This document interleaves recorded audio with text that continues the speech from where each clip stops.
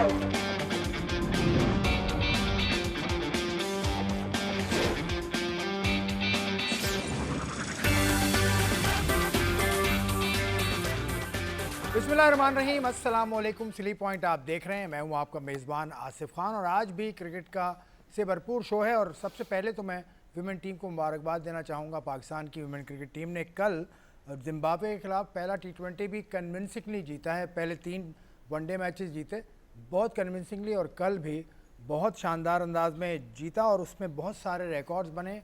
बहुत ही रिकॉर्ड बना। आयशा ज़फ़र की सेंचुरी, उसके अलावा बहुत सारे बाउंड्रीज़ भी लगाई पाकिस्तान ने, बहुत उम्दा। ये भी चलते चलते हम आपको बताएंगे। उसके अलावा पाकिस्तान का वाइट बॉल कैंप अनाउंस हुआ है, 15 से 21 मई तक लगेगा NCA में। इसमें जो लिस्ट ऑफ प्लेयर्स है उस पर भी हम बात करेंगे। कुछ ओमिशंस हैं, कुछ लड़के नहीं हैं, वो क्यों नहीं हैं उस पर भी हम बात करेंगे। उसके अलावा जो टेस्ट मैच हुआ पाकिस्तान और बांग्लादेश का, ऑफ कोर्स वो भी हमारा एजेंडे का हिस्सा है और दूसरे टेस्ट मैच में क्या तब्दीली होनी चाहिए उस पर भी हम बात करेंगे। मेरे पैनलिस्ट से आपका तारुफ कराता हूँ। मेरे साथ तनवीर अहमद साहब बैठे हैं, फॉर्मर टेस्ट फास्ट बॉलर हैं और बड़े ही ज़बरदस्त किस्म के एनालिस्ट हैं। अस्सलाम वालेकुम। वालेकुम सलाम। रिलैक्स लग रहे हैं आज रिलैक्स हूँ मैं। मैंने समझे शायद आप ये बोलें कि यार फॉर्मर तो शायद नहीं है, दोबारा शायद वापस आ रहे हैं। ये नहीं, वापस तो आ रहे हैं, वो तो आपकी ख्वाहिश है ना। नहीं, मेरी ख्वाहिश है या नहीं है, लेकिन मैंने सोचा कि आप ना बोल दें कहीं। परफॉर्म करो, कहीं पर आ जाओ।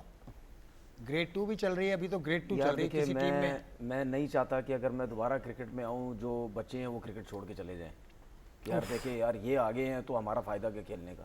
नहीं, लोग खुश होंगे कि यार इससे एक तरफ से जान छूटी, अब ये बोलेगा नहीं, ऐसा हो ही नहीं सकता। मैं खेल के दोबारा आ जाऊँगा यहाँ पे।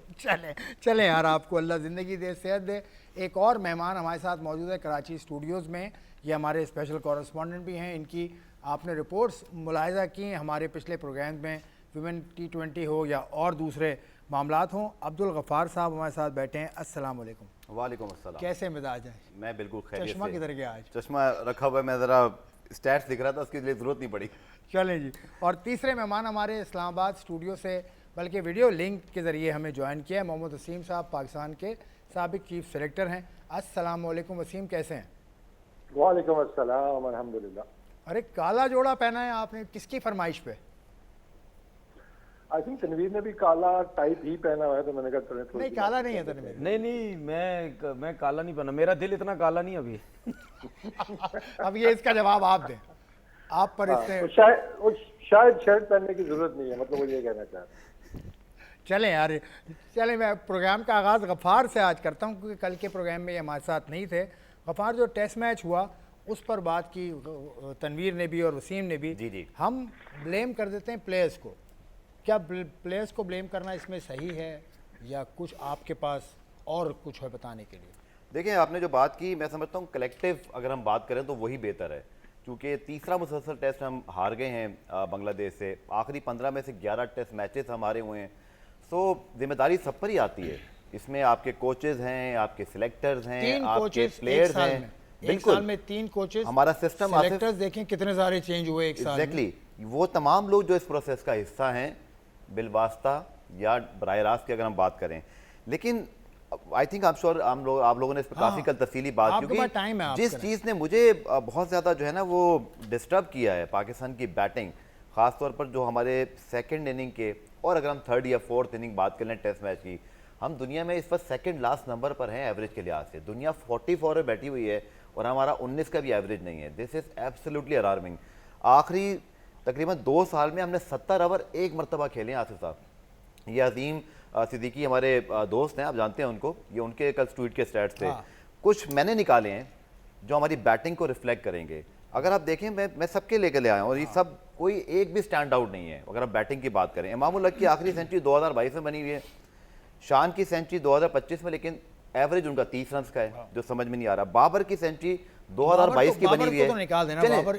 2022 में नहीं थे ना वो। मैं बात करूं 2022 से आसिफ साहब टेस्ट सेंचुरी उनकी भी नहीं है, सीधी बात जो है।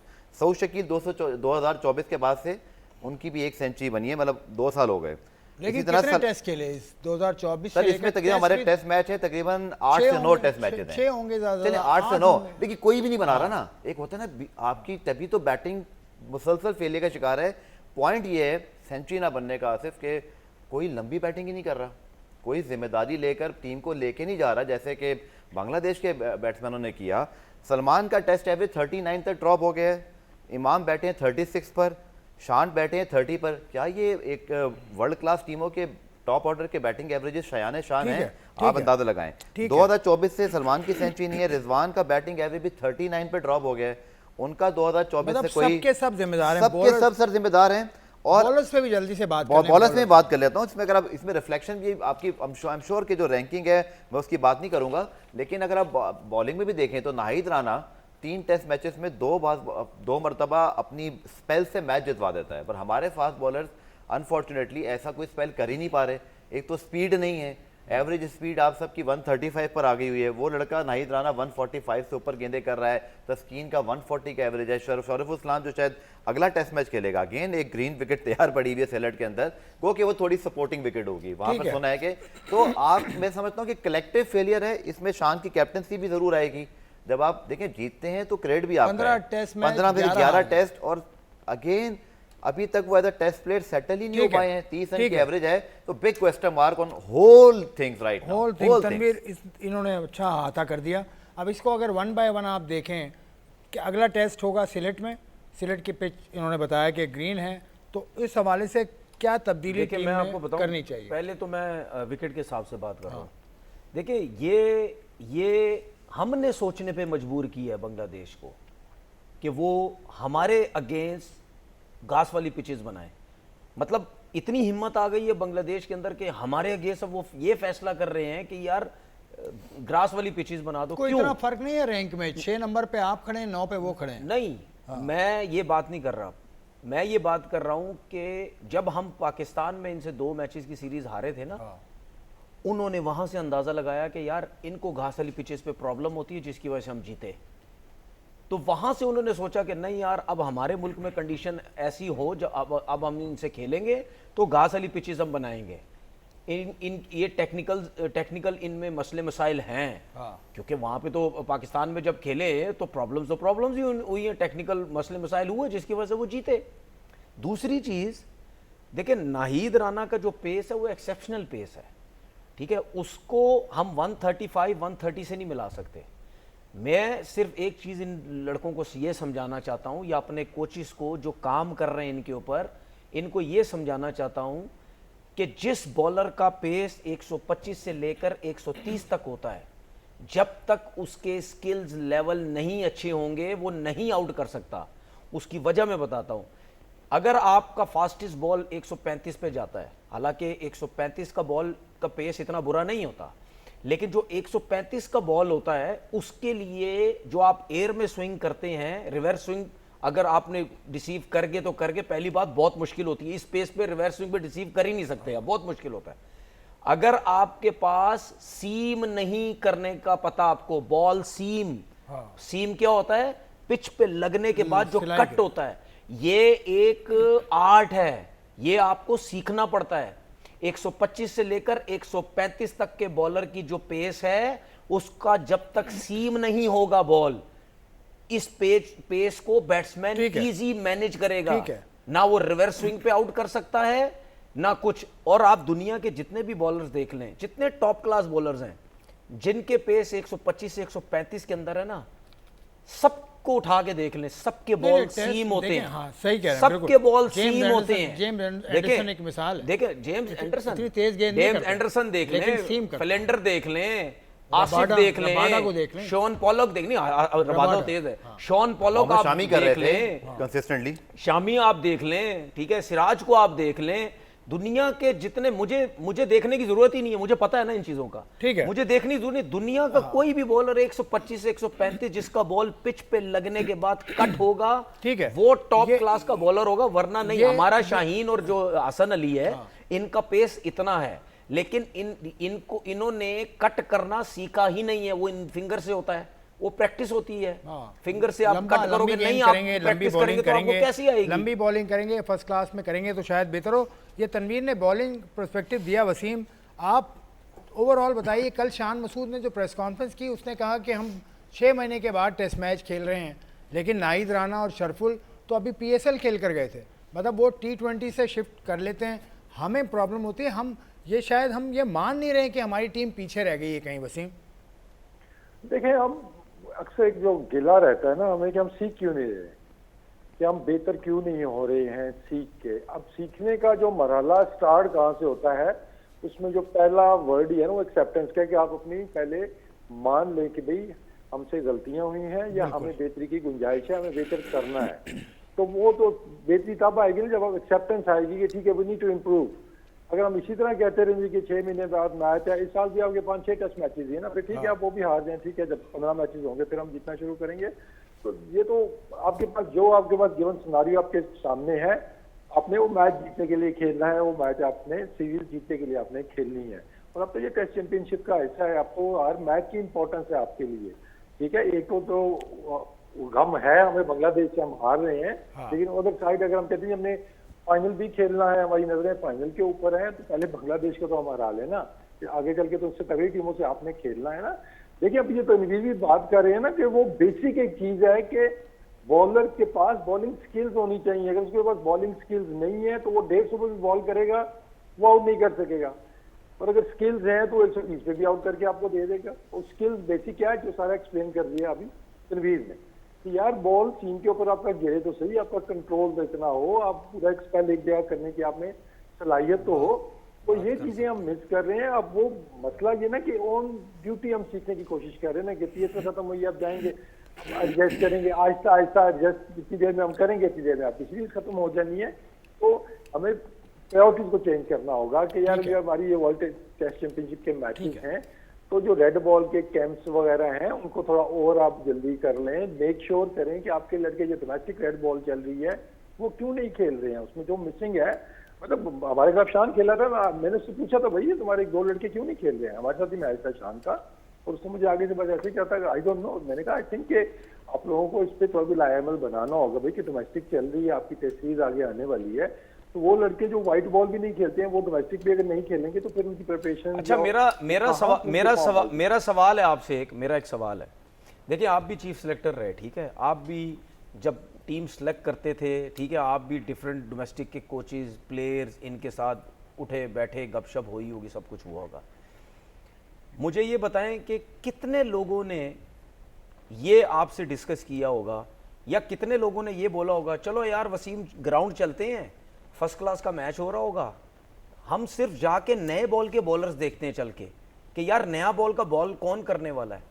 कभी ये चीज़ें किसी ने डिस्कस की हैं प्रॉपर तरीके से, सही मतलब उससे कि नहीं यार हमने नया बॉल के बॉलर निकालने? ज्यादातर तो यही होता है कि यार 150 वाला चाहिए, 145 वाला चाहिए। देखिए इस टाइम की जब आप बात कर रहे हैं ना, उस टाइम पे तो सिलेक्शन कमेटी में सारे कोचेस थे, तो सिलेक्टर्स हमेशा ग्राउंड के अंदर होते थे। मैं भी होता था और 2 सिलेक्टर्स आपके हर मैच के अंदर होते थे। और वो इसलिए वो बहुत वो यूजफुल वो चीज़ थी कि आपके पास फर्स्ट हैंड इन्फॉर्मेशन उसी टाइम आ रही है। जब मीटिंग भी होती थी तो वो अपने अपने लड़के या अपोजिशन, मेरा ज्यादा ये होता था कि जो 2 कोचेस जिनका मैच हुआ है, जो उसके अपोजिशन वाला कोच है ना वो उसके बारे में बात करेगा, ज्यादा बेहतर होगा, क्योंकि अपनी टीम का थोड़ा सा आपके अंदर वो सॉफ्ट आ जाता है कि यार चले ये मेरी टीम का है तो इसकी अगर हम बात करें तो वो पूरा एक सिलसिला चलता था। देखिए आपने आइडेंटिफाई उस टाइम पे नए बॉल का इश्यू बहुत ज्यादा नहीं था, क्योंकि नसीम शाह और शाहीन उस टाइम पीक पे थे मैं कहूँगा। वो जब ये इंजर्ड हुए तब प्रॉब्लम आनी शुरू हुई। इसी तरह हसन अली ने जब कम बैक किया, उसने साउथ अफ्रीका का पिंडी टेस्ट आपको जिताया, उसके बाद परफॉर्मेंस उसकी आती रही आपकी। तो जब हमने नसीम शाह गायब हुए हैं, जब से शाहीन शाह फरीदी तो इंजरी का शिकार हुए, उसके बाद मोहम्मद अली को इसी बेस के ऊपर लाया गया था कि वो डोमेस्टिक में परफॉर्म कर रहे हैं। दानी को लेके आए कि वो डोमेस्टिक में परफॉर्म कर रहा था, बॉलिंग वो अच्छी कर रहा था, तो इस तरीके से चीज़ों को वो किया गया था। आबिश खान को हमने इसलिए जिम्बाब्वे भी भेजा था कि वो स्किलफुल बॉलर है। अब उसमें देखिए अब जो सिचुएशन आ गई है ना कि अब हम उस टाइम तो मेरा जो थोड़ा सा फोकस था कि पेस के स्किल वाले हैं हमारे पास ना, तो हमें थोड़ी सी ना पेस वाले बॉलर्स भी चाहिए होंगे जो कि डोमेस्टिक में उतने नहीं थे, रेड बॉल के अंदर परफॉर्मेंस नहीं थी उनकी इतनी। तो इसलिए हारिस रऊफ को थोड़ा फास्ट ट्रैक किया, उसको डोमेस्टिक खिलाए, उसको लेके आए, Waseem junior for the performer उसको लेके आए। लेकिन वो सारे प्लान आगे पीछे हो गए ना कि एकदम वो कितर कितर चीजें होगी और एंड में आपके पास अब कोई उसका वो बचा नहीं है। लेकिन स्टिल आई थिंक आप डोमेस्टिक में जाएं आपको नजर आएंगे बॉलर। यार पीएसएल में आपको नजर नहीं आया बॉलर कि इस्माइल कैसी बॉलिंग कर रहा था नए बॉल के साथ, जो ओब लड़के खेले हैं तो वो 4 डे खेल के आए हुए थे। अब मुझे आप एक ये चीज बताएंगे, पूरी दुनिया में जितनी लीगें चल रही हैं आप देख लें, उसमें कि जो टॉप पे बॉलर जा रहे हैं ना वो सारे टेस्ट क्रिकेट वाले बॉलर्स हैं। ठीक है वसीम, आपने अगेन एंड अगेन प्रूव हो रहा है कि जो स्किलफुल बॉलर है वो उस फॉर्मेट में भी कामयाब रह सकता है। ठीक है, डोमेस्टिक का सीज़न अभी जो हुआ था उसमें फास्ट बॉलर्स देखे गए थे, शाहिद अजीज़ है, नियाज़ है, साकिब है, अली रज़ा है, धानी ने बॉलिंग बड़ी अच्छी की इस सीज़न में, मोहम्मद अली ने बॉलिंग बड़ी बेहतर की थी इस सीज़न में। नाम ले रहे हैं, इनको फौरन आप पाकिस्तान थोड़ी खिला सकते हो यार। पाकिस्तान नहीं खिला सकते, पाकिस्तान लेकिन तो शानवाज सिस्टम में दानी तो तो लेकर खेल आओ ना। सकता है ना, शानवाज ये दानी जो तो खेल पाकिस्तान सकता है ना। क्रिकेट बोर्ड ने जो ऐलान किया इसमें कहीं पर भी डोमेस्टिक का कोई परफॉर्मर नहीं है। नहीं वो तो इस टेस्ट में कोई भी नहीं है। वो तो ये तो खैर वनडे के लिए लगी, वनडे के लिए वाइट बॉल के हिसाब से लगा है ठीक ना। है, एक ब्रेक लेता हूँ, ब्रेक के बाद आई सी यू वंस अगेन।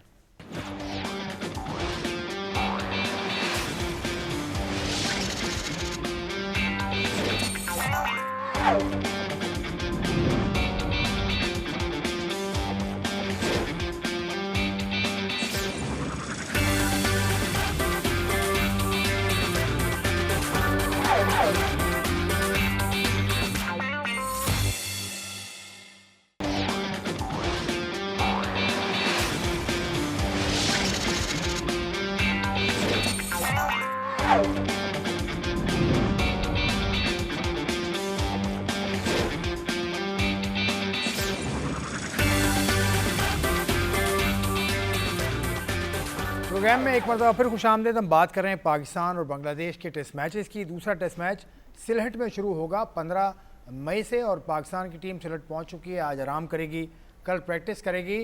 गफ़ार, अब ये दूसरा टेस्ट है, इसमें कौन आपकी तज्जिए के मुताबिक किसको आना चाहिए और किसको बाहर जाना चाहिए? देखिए, विकेट बज़ाहिर जो आज वहाँ पर मौजूद कुछ सहाफ़ी थे, कुछ हमारे पास भी पिक्चर मौसूल हुई, विकेट तो तकरीबन वैसे ही लग रहा है जैसा कि मीरपुर का था। लेकिन पाकिस्तान टीम जैसे आपने बताया आज पहुंची है, कल जाके दोनों टीमें देखेंगी। बट जो कुछ सहाफ़ी वहाँ पर हैं जिनकी ज़ाहिर बात है कुछ क्रिकेटर से बात हुई होगी या जहाँ वहाँ पे वो कवरेज कर रहे हैं, इन्फॉर्मेशन थी, सपोर्टिंग विकेट है, यानी कि ये फास्ट बॉलर्स को भी यहाँ मदद मिलेगी बट स्पिनर्स का भी रोल रहेगा। तो ये मिक्स विकेट है, ये बहुत ज़्यादा इसको लेबल नहीं कर सकते। सो मेरे ख्याल में जो इतलात भी यही हैं और कुछ परफॉर्मेंसेस भी ये कहती हैं कि आप खुर्रम शहजाद और साजिद का जो है comeback along with Babar Azam देख सकते हैं। तो ये 3 चेंजेस ऑन द कार्ड्स हैं, लेकिन इसका फैसला बहरहाल टीम मैनेजमेंट देखिए कब करते हैं। 3 कोई बाहर भी तो जाएंगे। 3 बाहर जो जाएंगे उसमें आपके हसन अली जो है वो जा सकते हैं, नुमान जो कि उनकी परफॉर्मेंस ज़्यादा अच्छी नहीं रही, और बाबर आजम के मुतालिक जो उनके कमबैक पर है ये है एक इस वक्त एक क्वेश्चन मार्क, किसको आप करेंगे, क्योंकि जो अब्दुल्ला फजल हैं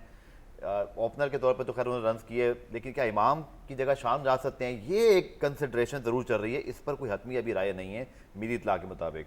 इसमें अभी आ जाएंगे बाबर टेस्ट मैच खेलेंगे क्योंकि उनकी रीसेंट फॉर्म पाकिस्तान की बाबर 3 नंबर पे खेलते हैं ना टेस्ट मैच। बाबर नंबर 4 पे खेलते हैं, नंबर 4 पे खेलते हैं। अगर शान नंबर 3 पर हैं, अगर शान ओपन करेंगे और इमाम बाहर होंगे तो फिर बाबर नंबर 3 पे आ सकते हैं। अब अब्दुल्ला फजल को आप भेजते हैं, ये आपकी अपनी अब्दुल्ला फजल को ड्रॉप करें। अजान अवैस भी है ना, नहीं वो तो ओपन करेगा ना, वही तो मैं कह रहा हूँ।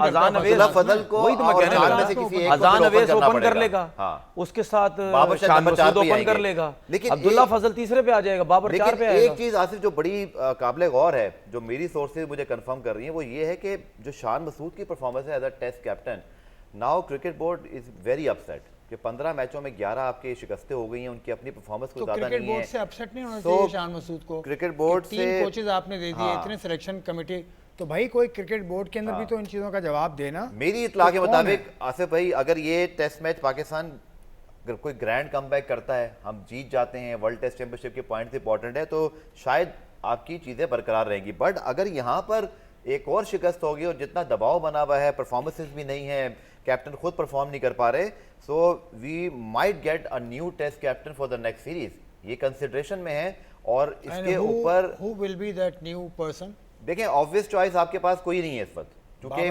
बाबर आजम अगेन वो टेस्ट मैंने उनके रिकॉर्ड भी निकाले हैं, टेस्ट के रिकॉर्ड उनके अच्छे हैं। आपने 20 में 10 टेस्ट जीते हैं, 6 उनके हारे हुए हैं। लेकिन क्या इस मौके पे बाबर कप्तान बनना सही फैसला है, क्योंकि वो खुद कप्तानी छोड़ चुके हैं लिमिटेड ओवर्स की। बाबर को कप्तानी की ऑफर होती है अगर तो टेस्ट, और इवन नया टेस्ट हेड कोच भी, ये मैं खबर आपको दे दूं कि ये दोनों चीजें हो सकती हैं। हेड कोच तो टेस्ट का नया आएगा बिल्कुल, क्योंकि ये सरफराज अहमद तो टेम्परेरी इंटरिम थे और इससे पहले भी नहीं हुई ना, इससे पहले अजहर महमूद भी इंटरिम थे, इससे पहले एक और इंटरम ना आ जाए। आकिब जावेद इंटरम, असल में वजह क्या है, इंटरम कोच अपॉइंट नहीं कर सकते, आपको कोच की अपॉइंटमेंट के लिए इश्तिहार देना पड़ता है। आसिफ भाई लास्ट टाइम भी हमने शो में बात की थी, किसने रोका इश्तिहार देने से? 6 महीने से आप इश्तिहार ही नहीं दे रहे हैं। देना, जो जिम्मेदार है नहीं तो मुझे एक बात बताए ना, इंटरम कोच अगर आप रखते हैं तो अगर मिसाल के तौर पर ये आपने सरफराज को रखा, ठीक है, अगर सरफराज की कोचिंग में ये अगर सीरीज जीत जाते तो फिर एड्स देने की क्या जरूरत थी? फिर आप बोलते इसी को कंटिन्यू रखो, इंटरम कोच आपका प्रॉपर हेड कोच हो जाता।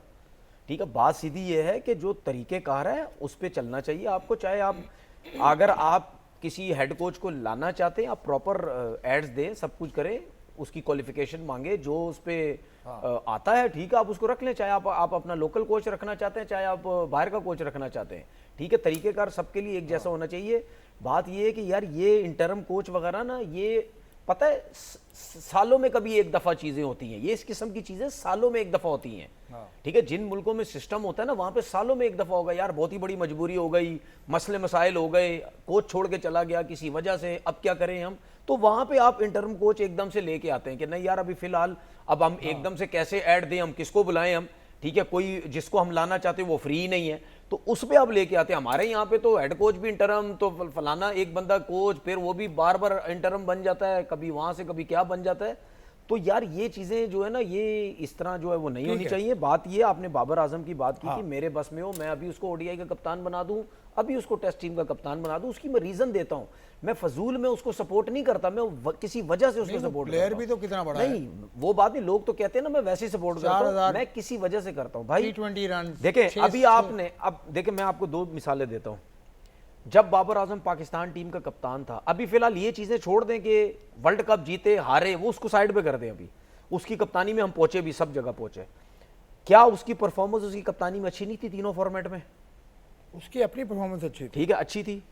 अच्छा, क्या पीएसएल में कप्तान था, उसकी परफॉर्मेंस अच्छी नहीं थी? अभी ठीक है, अच्छी थी, पीएसएल का तो टॉप परफॉर्मर है। ये लोगों को समझने की जरूरत है।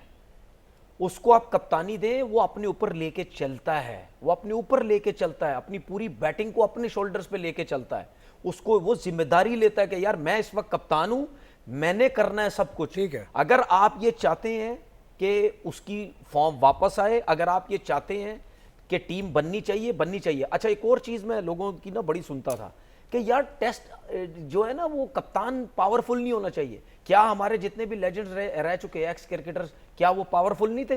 क्या वो अपनी मर्जी से कप्तानी नहीं करते थे? नहीं करते थे, नहीं पाकिस्तान को जीता नहीं, कप्तानी नहीं करते थे, बड़ा टाइटल नहीं भाई, कप्तानी नहीं करते थे, नहीं करते थे। क्या इमरान खान जब कप्तानी करते थे, क्या वो पावरफुल कप्तान नहीं थे? सब अपनी मर्जी से सब कप्तानी करते थे। वो उसके बिल्कुल यूनुस खान जब क्या सारे कप्तानी सब अपनी, देखो कप्तान दुनिया का कोई भी वो पावरफुल होना चाहिए। क्यों? क्योंकि उसको पता है कि रस्से के अंदर मैंने लेके जाना है, हारना है तो मुझे गालियां पड़नी और मेरी वाह होनी। ठीक है, जब बाबर आजम पावरफुल बनता जा रहा था तो क्यों लोगों को तकलीफ हुई? उसको बोला गया ये सुंदानी की सदी, ये अपनी चलांदा, ये फलाना, ये वो। जब एक टीम बनती चली, अब यही लोग जो उसके खिलाफ थे, यही लोग अब बैठ के ये कहते हैं कि यार वो जरा टाइम ना वो सही चल रहा था। उसके बाद से देख लें आपने टीम का हाल क्या किया है।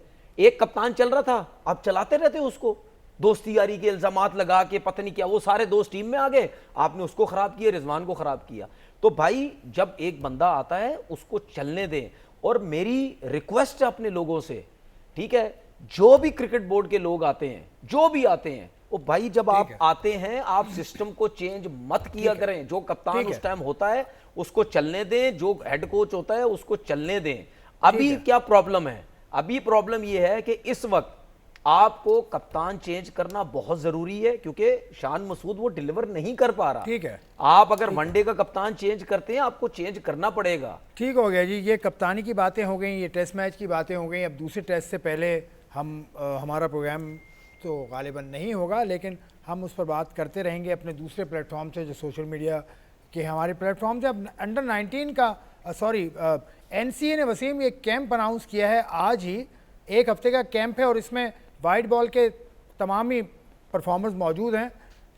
परफॉर्मर नहीं है आजकल, ये लिस्ट है आपके सामने वसीम, ये देख लें। इसमें माँ सदाकत भी नज़र आ रहे हैं, महरान मुमताज़ हैं, नाफे हैं, हुनैन शाह हैं और फैसल अकरम हैं, और यंगस्टर्स भी हैं और साथ साथ एक्सपीरियंस लड़के भी हैं, शहजादा फरहान हैं, शादाब हैं, सुफियान मुकीम है, उस्मान खान है, ये साइम अयूब नज़र नहीं आ रहे इसमें because of his recent form, और what is the reason? I think इसमें जो लड़के ग्रेड 2 खेल रहे हैं, अभी चल रहे हैं, ऑब्वियसली आज स्टार्ट हुए हैं उसके मैचेस, कल से स्टार्ट हुए हैं, वो लड़के शायद समीर मनास भी वो खेल रहे हैं, साइम भी खेल रहे हैं, अब्दुल्ला शफीक वगैरह, हसन नवाज भी शायद वो खेल रहे हैं, तो शायद इस वजह से वो इस कैंप का हिस्सा नहीं है। तो क्योंकि मेरे को क्लैरिफिकेशन की पड़ी तो नहीं है, लेकिन आई एम एज्यूमिंग के यही वजह हो सकती है कि वो कैंप में ना हो। हालांकि इसमें से कुछ लड़के टेस्टिंग में होने चाहिए थे आपके। बहरहाल देखिए अच्छी बात है कि अभी वसीम मैं बात काटूंगा, अबरार अहमद का इसमें नाम है, अबरार पोर्ट कासिम से खेल रहे हैं अभी ग्रेड 2। आसिफ इसमें मैं एक एडिशन कर दूं, साइम अयूब के ऊपर चूंकि काफी बात हो रही है ना, आई रीचेक विद द बोर्ड, उन्होंने कहा जी जो नहीं सिलेक्ट होगा शायद उसी लिए वो टीम में नहीं है, अगर साइम प्लान में शामिल होते हैं तो वो इस कैंप का हिस्सा होते हैं। He is actually drop from the ODI. PCB ने ये बात बतानी ही चाहिए ना पीसीबी उसको। अब बताएं, लेकिन मैंने रीचेक किया, मैं साइम अयूब क्यों नहीं है, तो ये रीजन है। वसीम अपना पॉइंट ऑफ व्यू पूरा कीजिए। तो बेसिकली वो ड्रॉप हो गए ना, फिर नहीं है ड्रॉप हो जाती कि वो आगे भी नहीं होंगे। तो बाकियों को तो मुझे इतना नहीं है। आई थिंक के हसन नवाज, आई थिंक उसकी जरूरत है पाकिस्तान टीम को, उसको होना चाहिए था इस कैंप के अंदर भी आगे चल के, तो वो सरप्राइजिंग फैक्टर होगा कि उसको नहीं कंसिडर किया गया है। अब बात करते हैं कैंप की। देखिए हमने रेड बॉल का भी कैंप किया था बांग्लादेश जाने से पहले। अब इसके अंदर जो देखिए जो चीजें मुझे नजर आ रही है ना, कि हमने उस रेड बॉल के कैंप में हमने सिर्फ फोकस रखा जी कि तेज बॉलिंग है, नाइस राना है, इबादत है वहां पे, और उन्होंने घास वाली पिचे बना देनी है, बाउंसरे मारेंगे। वो हमने पूरी प्रिपरेशन उस हिसाब से कर ली। आउट हम 7 स्पिनर से हो गए, तो हमने स्पिन की प्रिपरेशन ही कोई नहीं की हुई थी, क्योंकि वो T20 वाले मोड से ही हम T20 में खेले, वो रिजल्ट आपके सामने है। तो आई थिंक कि हमें थोड़ा सा कैंप के अंदर भी सारे सिनारियोज को आप कवर करने की कोशिश करते हैं। इसी तरह जब स्क्वाड भी आप बनाते हैं कि आप देखें, हमने एक पेस ऑलराउंडर भेज दिया है, हमें स्पिन ऑलराउंडर भी भेजना चाहिए था ना बांग्लादेश टेस्ट मैचेस के लिए, क्योंकि मेरे ख्याल में देखिए अगले मैच से पहले कि हमें अपनी बॉलिंग फिक्स करनी है, चाहे बाबर को ले आए, जिस मर्जी को ले आए, आखिरी इनिंग्स में 300 रन चेज करने आप होंगे नहीं होंगे आपसे, वो किसी से भी नहीं होते। Is the toughest job in the fourth inning के आप 250-300 रन चेज करें, वो एक दफा होता है, यू नो एक दहाई के अंदर आपको नजर आएगा 1-2 दफा होते हुए। वो we need to fix our bowling option बढ़ाने होंगे हमें, कि हमें मेरे ख्याल में आई थिंक नीड टू को, अगर इसी तरह का पिच है 2 स्पिनर खेलने चाहिए और साथ में आप खिलाएं, 2 पेसर खिलाएं, 1 ऑलराउंडर आप खिलाएं, के बाद बट आ जाता है तो आपकी बैटिंग भी छठे सातवें पे चली जाती है, आपके पास बॉलिंग पूरी होनी चाहिए, क्योंकि हमसे 20 विकेटें नहीं ली जा रही हैं, जब हम लेते हैं तब तक 800 रन वो बन जाते हैं। ठीक है, तो आई थिंक ये कैंप वाला जो है ये अच्छा है इसमें, लेकिन अगेन मैं कहूँगा कि प्रिपरेशन सारे सिनारियों के अंदर रख के की जाए, और आई थिंक इसके अंदर कुछ हैं जो डोमेस्टिक के परफॉर्मर के जिनको शायद ऐड होना चाहिए था, तो नेक्स्ट टाइम हम डिस्कस कर लेंगे। गफार, जो ऑस्ट्रेलिया की टीम आ रही है वनडे के लिए, उसने भी बड़े लड़के, मतलब उनके भी परफॉर्मेंस नहीं है, हेजलवुड उसमें नहीं है, उसमें और भी तीनों फास्ट बॉलर, हाँ तीनों फास्ट बॉलर नहीं है, तो उसके हिसाब से सीरीज तो होगी अच्छी। मतलब पाकिस्तान भी अगर यंगस्टर्स को मौका दे दे तो क्या जाता है। देखिए ऑस्ट्रेलिया ने तो जो फैसला किया वो तो वर्कलोड मैनेजमेंट है, क्योंकि वो तो बांग्लादेश भी अपने मेन बॉलर नहीं लेके जा रहे हैं। ट्रेविस हेड T20 में इसलिए आएंगे क्योंकि बहरहाल वो जो भारत में लीग हो रही है वो खेल रहे हैं और उनकी कमिटमेंट वहाँ मौजूद है। अब ये तो ऑस्ट्रेलियन बोर्ड की कॉल है, लेकिन आप सही बात कर रहे हैं, अगर ऑस्ट्रेलिया भी ऐसे ही फास्ट बॉलर भेज रहा है, जो नए फास्ट बॉलर्स हैं। अब हमारे यहाँ तो खैर ट्रांजिशन पता नहीं कब से चल रहा है, ख़त्म ही नहीं हो रहा है। हमारी वनडे की रैंकिंग ज़रूर चौथी है, लेकिन हमारी कोई वनडे की स्टैंडिंग नहीं है कि हमने कोई बहुत बड़े टूर्नामेंट लास्ट कुछ 4-5 साल में जीता हो। सो आपको ज़रूर ट्राई आउट करना चाहिए। और जहाँ तक बात है साइम अयूब की, मैं सिर्फ इतना जरूर कहूँगा कि अगेन आसिफ भाई आपको याद होगा कि मैंने खुशदिल शाह के ऊपर भी ये बात की थी कि वो T20 की परफॉर्मेंस पर वनडे से बाहर हुए। अब साइम की 17 मैचों में मैंने बहुत क्रिटिसिज्म किया कि उनकी T20 में PSL में अच्छी परफॉर्मेंस नहीं है, बट 17 मैचों में 3 सेंचुरियां, 3 man of the match, 2 man of the series, और आप क्या एक्सपेक्ट कर रहे हैं। करंट फॉर्म है, लेकिन फॉर्मेट के ऊपर मेरी ये राय है कि अगर आपने किसी को चेक करना था तो आप चेक कर लेते, मे बी कि आप उसको कैंप में बुला के चेक करते हैं, फेयर इनफ। कैंप के अंदर उसको आके देखते, अगर वो वाकई निक में नहीं लग रहा आपको तो यू कैन ड्रॉप इन। नाराज तो नहीं है, देखिए मैं आपको में उनसे कोई कौन ऐसा तो नहीं कुछ तो ऐसा कर दिया हो जिससे क्रिकेट बोर्ड साइम अयूब से नहीं यार, नहीं हम हमारा मसला पता है क्या है, क्योंकि क्रिकेट बोर्ड ने इसको बहुत सपोर्ट किया। वनडे की कैसी परफॉर्मेंस है साइम अयूब की, वनडे की बेहतरीन, तो फिर हमारा मसला है ना, हम एक फॉर्मेट को उठा के दूसरे फॉर्मेट से क्यों मिला देते हैं। कहां पे परफॉर्म नहीं कर रहा था वो, तो T20 में परफॉर्म नहीं कर रहा था। 70 उसके मैच हो गए, कुछ नहीं कर रहा। हम लोग यहाँ बैठ के जो भी एक्स क्रिकेटर्स हैं, अगर उसकी परफॉर्मेंस की बात कर रहे थे, हमारे किसी के मुंह से ये सुना कि आप उसको वनडे से फारिग कर दें। किसी ने बोला अभी तक? नहीं बोला। नहीं। पर T20 की परफॉर्मेंस नहीं है ना यार, जो लिस्ट है वो फॉर्मेट के हिसाब से चले। जो नहीं, लिस्ट गलत है। साइम अयूब का नाम होना चाहिए था। आकिब है, दानियाल है सर, साइम अयूब सारे ये जो यंग T20 परफॉर्मर्स हैं साइम अयूब का यहाँ पे नाम होना चाहिए था। अगर आप वनडे में उसको नहीं लेके जाते तो ये गलत है। वो वनडे का कंसीडर होना चाहिए क्योंकि उसके वनडे की परफॉर्मेंस है। हम तो T20 की बात कर रहे हैं। दूसरी बात, अभी फास्ट बॉलर्स की बात हो रही थी। देखिए, ऑस्ट्रेलिया ने इन तीनों फास्ट बॉलर्स को इस वजह से रेस्ट करवाया है क्योंकि मुझे नहीं लगता अब वाइट बॉल क्रिकेट में ये हमें इतने ज्यादा तीनों नजर आएंगे, क्योंकि उन्होंने वर्ल्ड टेस्ट चैंपियनशिप के लिए इनको रखा हुआ सिर्फ टेस्ट क्रिकेट के लिए, एशेज वगैरह सब, उनकी प्लान कुछ और है। अच्छा, वो क्यों अब ये अपने यंग फास्ट बॉलर्स भेज रहे हैं? उनके ये जितने भी सीनियर्स हैं उन्होंने नाम बना लिया अपना परफॉर्म कर करके। भाई बड़ी रेपुटेशन बनाई है उन्होंने टेस्ट क्रिकेट खेल के, ठीक है, या तीनों फॉर्मेट खेल के। एक टाइम आता है कि आप तीनों फॉर्मेट में से छोड़ के, उनके ऑस्ट्रेलियन क्रिकेट बोर्ड ये समझता है कि नहीं, अब व्हाइट बॉल क्रिकेट में बहुत जान लगती है, अब इनकी एज होती जा रही है, ठीक है। तीनों फास्ट बॉलर, इसमें अगर बॉलैंड, इसमें हम बॉलैंड को भी डालें, वो भी 36-37 साल के हो चुके हैं, ठीक है, टेस्ट क्रिकेट में जो खेलते हैं। तो टेस्ट क्रिकेट में जो जिसकी एज होती है वो तीनों फॉर्मेट नहीं खेल सकता। हमारा मसला ये है, हमारा जो सीनियर है वो अभी तक जूनियर ही है। सीनियर अभी तक हमारा जूनियर ही है। वो किस वजह से जूनियर है? वो तो अभी तक सीख रहा है। हमारा सीनियर क्या उस लेवल की परफॉर्मेंसेस दे चुका है कि हम बोले नहीं यार सीनियर को रेस्ट करवा दें, जूनियर को टीम में लेके आ जाएं?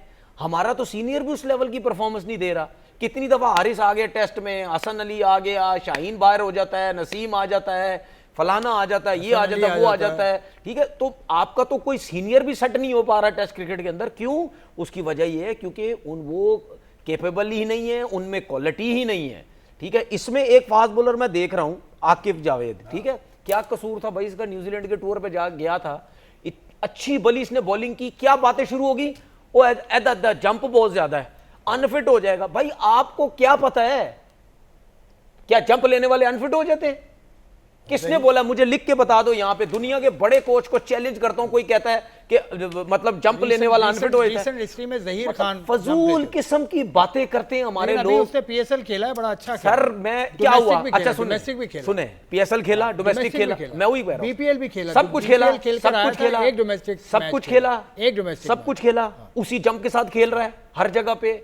ये ना किसी ने कभी बल्ला पकड़ा, ना कभी किसी ने क्रिकेट खेली, बैठ के आके बातें करने लग जाते हैं, ठीक है। एनालिस्ट की बात, एनालिस्ट, वो पता नहीं कौन कौन आके सोशल मीडिया के, हाँ कुछ हैं ये 2-4-6 क्रिकेटर भी और आपके दोस्त यार वगैरह भी हैं, वो वर्ड नहीं बोलूंगा जो जिससे आप नाराज होते हैं। बोले यार, बोले। मतलब ये नहीं आके क्रिकेट पे, अबे भाई तुम्हारा काम नहीं है, नहीं आओ तुम क्रिकेट पे बात करो भाई। वो जी जंप उसका ज्यादा है, उसका रनअप सही नहीं है, तुम्हें क्या पता है यार तुम लोगों को, ठीक है। उसकी क्रिकेट खराब करा दी यार। अच्छा, उसके बाद मुझे आसिफ, अभी आपने जो लिस्ट लगाई हुई है ना सामने व्हाइट बॉल पर, इसके अंदर आप देखेंगे आपको ये सारे परफॉर्मेंस के ऊपर नजर आ रही हैं चीजें। जितने लड़के पिक हुए हुए हैं, क्या आपको लगता है कि ये सारे कहीं ना कहीं परफॉर्म करके आए हुए हैं? ये देखें, इसमें एक हसन नवाज नहीं है मेरे ख्याल में, वो भी गलत है यार। हसन नवाज भी होना चाहिए। हसन नवाज का कहा नहीं, इसमें जो लड़के हैं, बहुत से लड़के ऐसे हैं जिनकी परफॉर्मेंस नहीं है, व्हाइट बॉल के अंदर भी नहीं है। ये क्या है कि वो मैच मुझ कराने होंगे तो आपने 22 टीमें बनाने के चक्कर में ना वो लड़के ऐसे ही। हाँ ठीक कह रहे हैं, साद मसूद की थोड़ी हारिस रऊफ और नसीम शाह दोबारा आ गए ना, सीख जाएंगे इस गेम में तो सीख जाएंगे। अच्छा वसीम मुझे आप ये बताएं, ये किन लोगों ने सिलेक्ट किए हैं ये लड़के? ये किन्होंने सिलेक्ट किए? कमेटी, एक minute, NCA, Aqib selection committee ने। आकिब जावेद का इसमें होगा हाथ, क्योंकि वो एनसीए के है। नहीं, इसमें सिलेक्टर्स होंगे ना। जो थोड़ी देर पहले बात चल रही थी कि मतलब एक ना ब्रेकिंग न्यूज होती है बाकी दुनिया में, जब कोई कैप्टन चेंज होता है, हेड कोच चेंज होता है, क्योंकि वो इतने सालों बाद या 2-3 साल बाद आपको वो चीजें नजर आती हैं। हमारा तो रोज का काम है ना, आज इसको लगा दिया, कल उसको लगा दिया, ये है मसला, ठीक है ना। असल वो मसला पॉलिसी तो ऐसी होनी चाहिए जैसे आकिब जावेद और शफीक की है कि वो उधर के उधर ही है, मतलब वो चले जा रहे हैं, आपके कंसिस्टेंट टीम हार रही है, कुछ भी हो रहा है, आगे पीछे आपकी सारी चीजें चेंज हो जाती हैं। तो जो कंसिस्टेंसी ना आपको हर तरफ को लाने की जरूरत है ना, कि आपको पता हो कि ये आपका चीज सिलेक्टर है, ये कोच है, इसके पास इतना टेन्योर है। देखिए वो सिलेक्शन में ये चीजें जो हमें लग रही है ना कि इसके अंदर तो मुझे लगता है कि वही 2 टीमें बनाई गई हैं ताकि मैचेस हमारे आराम से हो सकें। ठीक है, चलें वसीम भाई, एक ब्रेक का वक्त है, एक ब्रेक ले रहा हूँ। ब्रेक पे जाने से पहले एक बात कर दूं कि जो कराची की एकेडमी है इसके इंचार्ज हैं असद शफीक साहब, और वो हैं बैटिंग कोच पाकिस्तान की टीम के। तो खुदारा ये भी ना करें, एक आदमी इतनी सेंसिटिव पोस्ट से बैठा, और वो सिलेक्टर भी हैं, he is also selector, women selector भी हैं। एक ब्रेक लेता हूँ इस बात पे, ब्रेक के बाद मिलता हूँ।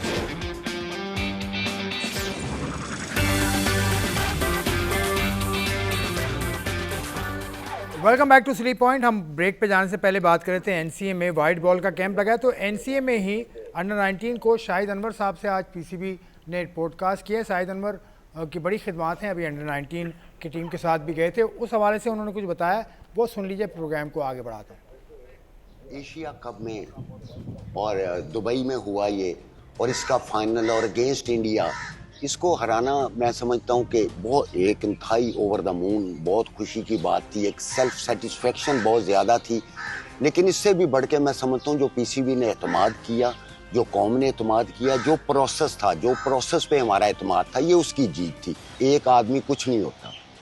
अगर आप क्रेडिट की बात करते हैं तो क्रेडिट, हीरो हमेशा प्लेयर होते हैं, हमेशा प्लेयर हीरो होता है, प्लेयर को ही क्रेडिट जाता है। आप कितने भी अच्छे ड्राइवर क्यों ना हो, आपको लाइसेंस लेना, नो मैटर आप कितनी अच्छी गाड़ी चलाते हैं। ये जो एजुकेशन है, level 1, level 2, level 3, level 4 highest है, ये आपको ऑर्गेनाइज करना, और एक और चीज़ time management, man management, session organise करना, और प्लेयर के साथ इंटरेक्शन किस लेवल का करना है, ये चीज़ें ये हमें क्रिकेट नहीं सिखाती। You have to make more runs than the opponent, तो आप मैच जीत जाओगे। आपने ज़्यादा स्कोर करना है, मैच जीत। अब इसको करना कैसे है, उसमें ब्लॉक में छोटे छोटे स्टेप्स होते हैं, उसमें नहीं पड़े। हिकमत अमली सिंपल रखें, और अमल जो है वो इंतहाई सख्त रखा हमने। अमल जो हमने उसको एग्जीक्यूशन करनी थी, उस पे हमने बहुत फोकस रखा, लेकिन सिंपल चीज़ें रखी जिसमें खिलाड़ी खुद भी ग्रो कर सके। और माइंडसेट था हमारा, देखिए बॉलर्स के लिए एक माइंडसेट था, विकेटें लेनी, दैट्स इट। बॉलर का एक काम है विकेटें लेनी, बैट्समैन ने सिर्फ एक डिसीजन करना है, बाकी तो उसने स्कोर करना है, सिर्फ एक डिसीजन करना है कि किस बॉल पे स्कोर नहीं करना। एक मरतबा फिर खुशामदीद प्रोग्राम में। अब आता हूँ मैं आजकल की सबसे बड़ी खबर की तरफ जानिब, जो पाकिस्तान की वुमेन टीम ने जिम्बाब्वे की टीम को शिकस्त दी, पहले T20 में आउट राइटली हराया। सही है, मानते हैं हम कि उनका रैंक 16 है, आपका रैंक 8 है, ठीक है, लेकिन जिस तरह से खेला, गफार आप भी मौजूद थे स्टेडियम में, आपने देखा जिस तरह से खेला, उसकी तो तारीफ करनी चाहिए। इंप्रूवमेंट बैटिंग में इसलिए दिखाई दे रही है कि आप 237 रन कर दें, और आपका प्रीवियस हाईएस्ट 181 था ओवरऑल। और मैंने तो करिए ट्वीट भी किया, पता इसके कंपैरिजन नहीं बनता। आयशा जफर से हमने सवाल, आप और मैं मौजूद थे, उन्होंने भी कहा कंपैरिजन नहीं बनता, लेकिन फिर उन्होंने कहा फ़ौरन से कहा हमारी भी PSL होनी चाहिए। आई थिंक बहुत सही डिमांड है, क्योंकि आप देखें कि अगेन मुझे लगता है तनवीर भाई और वसीम भाई तो इसको यार लाइक नहीं करेंगे आप स्टैट को, 232 हमारे मेंस का हाईएस्ट टोटल है, हमारी वुमेन 237 करके। मैं कंपैरिजन नहीं कर रहा, बट मैं कैपेसिटी की बात कर रहा हूँ। कंपैरिजन ही तो कर रहे हो। नहीं, एटलीस्ट मैं सिर्फ ये बता रहा हूँ कि जिन हालात में लड़कियां खेल रही हैं, जो हमारे मुल्क में प्रॉब्लम्स हैं, उस लिहाज से एक अचीवमेंट है, इसको हाईलाइट होना चाहिए। एक लेजेंड हैं, अभी उन्होंने रिटायरमेंट ली है, इंडिया से उनका ताल्लुक है, मिथाली राज। उससे प्रेस कॉन्फ्रेंस में सवाल हुआ कि आपका फेवरेट मर्द क्रिकेटर कौन है, तो उसने बोला मर्द क्रिकेटर से आप ये पूछते हैं कि उनका कौन है खवातीन क्रिकेटर, तो मुझसे ये सवाल ना किया कर। मैं सिर्फ तो ये लोगों को बता रहा हूँ कि 237 आसिफ भाई जो आप बात कर रहे हैं, मैं सिर्फ उनको अप्रिशिएट करने के लिए कह रहा हूँ कि हमें अब उनकी क्रिकेट को अप्रिशिएट भी करना है। साथ PSL की डिमांड बिल्कुल ठीक है, वुमेन्स PSL क्यों नहीं हो रही हमारे यहाँ? 11 PSL के सेशन हो गए सर, मेंस के, वुमेन्स के स्टार्ट होने चाहिए, तभी हमारे पास टैलेंट निकलेगा ना। कल बने हैं जी, जो इतने रिकॉर्ड हैं आसिफ भाई के, सेकंड वनडे से लेकर T20 तक तकरीबन 20 रिकॉर्ड हम बना चुके हैं अपने, मतलब इतने शानदार रिकॉर्ड बने। Most boundaries by Pakistani batter Ayesha Zafar ने 147 बॉल पे सर 100 किया है। यार आप ये जो रिकॉर्ड्स की बात कर रहे हैं, ये हमारे शो में चीफ सिलेक्टर बैठे हुए हैं, हेड कोच बैठे हैं विमेंस के, जिन्होंने क्वालिफाई कराया वर्ल्ड कप के अंदर, मतलब उनकी मेहनत नहीं है इसके अंदर। वो क्वालिफाई नहीं हुए ना फिर कोचिंग के लिए आगे। वसीम भाई नहीं तो क्वालिफाई क्या मतलब, उनका कॉन्ट्रैक्ट खत्म हो गया था, दोबारा आगे क्वालिफाई वो नहीं किया। वसीम साहब इससे पहले प्रोग्राम में बता चुके हैं उनको नहीं रखना था तो नहीं रखा। जी तो वसीम, ये तो मेंस के साथ भी यही होता है ना कि 3 कोचेज एक साल के अंदर, तो विमेन के साथ भी ऐसे हुए। जी वसीम भाई आप बताएं। देखिए वो डिफरेंट एक सब्जेक्ट है, उस पर मैं फिर कभी बताऊंगा कि असल वजह क्या थी। बहरहाल देखें, एक चीज तो तय होगी ना, भी गफार ने बता दिया हमें कि यार मेंस का इतना आप सुने आप अभी कह रहे मैं बताऊंगा, आप हमारे साथ 1 महीना बैठे रहे, आपने नहीं बताया। नहीं वसीम बता चुका, बताऊंगा कभी आएगा, बताऊंगा आपको वो भी। लेकिन एक चीज ये कि जो हम अक्सर एक जो गिला हमें रहता है ना, या हमारी ख्वाहिश होती है कि यार पाकिस्तान जब जिस रैंकिंग की टीम से खेलती है ना उस हिसाब से खेलती है, ऊपर वाले से जरा बेहतर मुकाबला करते हैं, नीचे वाली टीम आती है ना तो हम जिम्बाब्वे से मेंस का मैच होता है, हम जिम्बाब्वे के लेवल पे जाके खेलना शुरू कर देते हैं। अब वुमेन्स ने ये तो एक अच्छी रवायत कायम की कि उन्होंने जिम्बाब्वे को जिम्बाब्वे की तरह खेला, वो लोअर रैंक टीम है ना, तो उन्होंने फर्क दिखाया है। आई थिंक ये तो लेसन है हमारे बॉयज के लिए भी कि भैया जब आप नीचे वाली टीम से खेलो तो आप भी उनको जाओ 250 उनको खेलो, 275 उनके अगेंस्ट करो। तो ये क्रेडिट तो ज्यादा है हमारी वुमेन्स की टीम को कि यार उन्होंने वो डिफरेंस रखा है। जैसी भी वो टीम है वो एक डिफरेंट डिबेट है, लेकिन वो जैसी भी टीम थी हमने अपना उनका जो डिफरेंस था ना वो रखा है। तो आई थिंक रिकॉर्ड जितने भी बनते हैं अच्छी चीज है कि एंड ऑफ द डे देखें रिकॉर्ड बुक्स में आपके नाम जाते हैं। और फिर मैं कहूंगा कि जैसे आयशा जफर ने रन किए हैं कि वो वन ऑफ मेरी फेवरेट प्लेयर थी, लेकिन अनफॉर्चुनेटली वो टीम में नहीं आ सकी कुछ वजूहत की वजह से। डोमेस्टिक में उसकी परफॉर्मेंस उस तरह ये नहीं रही, हालांकि मैंने डिमांड की थी उस टाइम पे भी वर्ल्ड कप के अंदर भी कि मुझे ये चाहिए कि ये ओपन भी है और साथ में ऑफ स्पिन कर लेती है, लेकिन बस वो वहाँ पे कुछ मसाइल थे जिनकी वजह से वो नहीं हो सकी। तो I am very happy for her. इसी सदफ शमस जिस तरह परफॉर्म कर रही है, तो आई थिंक कि लड़कियों को कॉन्फिडेंस तो आएगा इससे। यू नो वो आपको जैसी भी टीम से आप खेल रहे हैं, परफॉर्म आप करते हैं, कोई माइलस्टोन आप अचीव करते हैं, तो उसको आपको खुशी तो आपको होती है। बस ये है कि ये मोमेंटम अल्लाह करे हम आगे लेके भी जाएं, अच्छे मैचेस के अंदर भी हम इसी तरीके से खेलें। तो आई थिंक कहा जाता है लड़कियों को, फिर मैं कहूँगा इस चीज़ का जीतने का नहीं, तरीके से जीतने का, कि जो नीचे वाली टीम आई है हमने उस तरीके से उनको हराना है। तो ये कहा जाता है लड़कियों को। मतलब बहुत अच्छी तरह से हराया तनवीर। बाबर आजम कल इस मैच में नहीं था। आपका वुमेन्स की बाबर आजम नहीं थी, वो नहीं थी कल मैच, मतलब इतनी आसानी से जीता कि उसको बिठा दिया। नहीं तो सिद्रा अमीन नहीं, वो स्क्वाड में भी नहीं है शायद। बिल्कुल नहीं है। जी अच्छा स्क्वाड में नहीं है, कल वो बैठी हुई थी। अच्छा नहीं स्क्वाड में नहीं है। देखिए बिल्कुल ऐसा ही होना चाहिए और ऐसी ही आपकी क्रिकेट इंप्रूव होती है। जब आपको ये पता है कि यार हमारा मेन प्लेयर नहीं है तो अब क्या करना है, ठीक है ना। जैसे आयशा ने 100 किए, ये बॉलिंग में आप फातिमा देख लो उसने 3 आउट किए, फिर सादिया इकबाल यहाँ पे बैठने के बाद जो मैं वुमेन्स की क्रिकेट सादिया इकबाल के बड़े फैन है, कई फॉलो कर रहा हूँ मैं।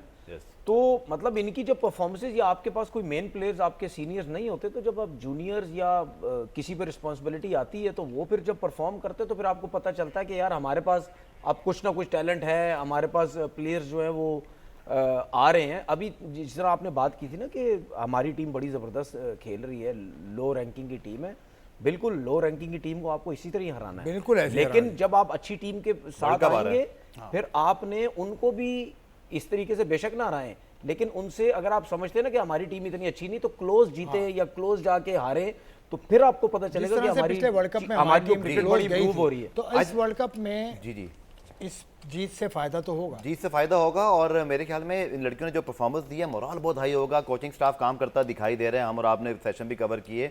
अब आगे जाना है आयरलैंड, उसके बाद फिर वर्ल्ड कप है जुलाई में। तो मैं लोगों से जरूर कहूंगा कि इस परफॉर्मेंस को ना सिर्फ अप्रिशिएट करें बल्कि ट्रैक भी करें। जैसे तनवीर ने कहा ना कि यहाँ कर इन्होंने वुमेन क्रिकेट को सीरियस लें। सही Wasim, last comment Wasim, last comment. जी एक तो मुझे खुशी हुई गफार ने भी जो बात की है कि जो ट्रेनिंग सेशंस वगैरह हैं उनको कवर करने की इजाज़त मिल गई है, क्योंकि पहले ये इजाज़त नहीं होती थी फॉर सम रीज़न। आपको भी याद होगा कि आपको अलाउड नहीं होता था सेशंस पे आना कवर करना, और मैं उनको कहता होता था कि यार ये होनी चाहिए, इनकी प्रैक्टिस वगैरह पे एक्सेस होनी चाहिए लोगों को ताकि ज़रा हाईलाइट हो सके। तो ये तो अच्छा एग्जाम है कि उन्होंने वो किया है। बस जाते जाते लास्ट कमेंट में शाहिद अनवर का भी आपने दिखाया था, आई थिंक उनको अप्रिशिएट करना, आई थिंक वी मस्ट कि one of the finest coaches we have in Pakistan cricket board, जितने अच्छे से उन्होंने काम किया है, कर रहे हैं, हर लेवल पे काम कर चुके हैं, चाहे वो रीजन है, जूनियर लेवल पे, हर लेवल पे, और भी पाकिस्तान टीम के साथ भी वो हैं। एक उन्होंने अच्छी बात की कि ड्राइविंग लाइसेंस का होना ज़रूरी है। बस मुझे थोड़ा सा ये है कि अंडर 19 से अगर चीज़ें बहुत अच्छी हुई, सारा कुछ जी हमने इंडिया को हराया, लेकिन प्रमोट कौन हुआ वो कोई और हो गया। ठीक है वसीम, बहुत बहुत शुक्रिया। अब्दुल गफ्फार का कहने का मकसद ये है कि शाहिद अनवर जो है उनको पाकिस्तान टीम का इस वक्त हेड कोच होना चाहिए था। बिल्कुल ऐसे, व्हाई नॉट, सही है, why not. Shahid Anwar qualified है। देखिए आपके पास टाइम नहीं था, मैंने यही बात करनी थी। शाहिद अनवर उन्होंने जिस तरीके से एक पूरा सिस्टमेटिक तरीके से चीजें समझाई, क्या पाकिस्तान टीम का हेड कोच है ऐसे? पाकिस्तान के हेड कोच के पास लेवल 4 कोचिंग कोर्स है उसके पास? नहीं, तो बिल्कुल कैसे नहीं, बन रहा है हेड कोच? बिल्कुल नहीं है। खैर ये बहस समेटता हूँ। चाहे हेड कोच हो चाहे इंटरम हेड कोच हो, जिसका लेवल 4 नहीं है वो हेड कोच बन ही नहीं सकता, ना बनना चाहिए उसको। चलें, तनवीर ने बात पहुंचा दी जहां पहुंचनी चाहिए, और जिन्होंने फैसले कर रहे हैं वो प्लीज़ ये फैसला कर लें कि एक कोच अगर लाते हैं तो उसको एक टाइम दें और वो बता दें कि हम इसको 3 महीने तक नहीं हटाएंगे, 6 महीने तक नहीं हटाएंगे, या 6 साल तक नहीं हटाएंगे, जिस तरह साउथ अफ्रीका करता है, जिस तरह ऑस्ट्रेलिया करता है, जिस तरह इंडिया करता है, जिस तरह न्यूजीलैंड करता है। तो बहरहाल आज के प्रोग्राम से पाकिस्तान टीम का कौन है? असद शफीक इस वक्त। तो ज़हूर इलाही क्यों नहीं है? चलें, अब ये क्यों के जवाब ज़हूर इलाही क्यों नहीं है? ज़हूर इलाही इसके लिए अलग से अगला जो प्रोग्राम हम करेंगे उसमें हम बात करेंगे। अब्दुल गफ्फार का शुक्रिया, तनवीर अहमद का शुक्रिया, मोहम्मद वसीम का शुक्रिया, आपका शुक्रिया। खुदा हाफिज़।